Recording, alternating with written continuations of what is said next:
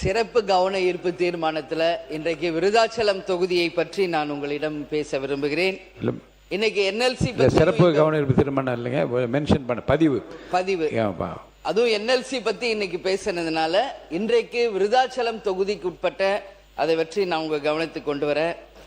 விருதாச்சலத்தை மாவட்டமாக அறிவிக்க வேண்டும் என்பதை நாங்கள் ரொம்ப நாளா நான் கோரிக்கை வைக்கிறேன்.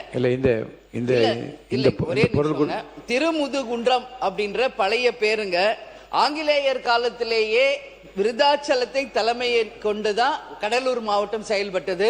அந்த வகையில ஜங்ஷன் இருக்கு. இன்னைக்கு பல்வேறு விஷயங்கள் அங்க விருதாச்சலத்துல இருக்குங்க.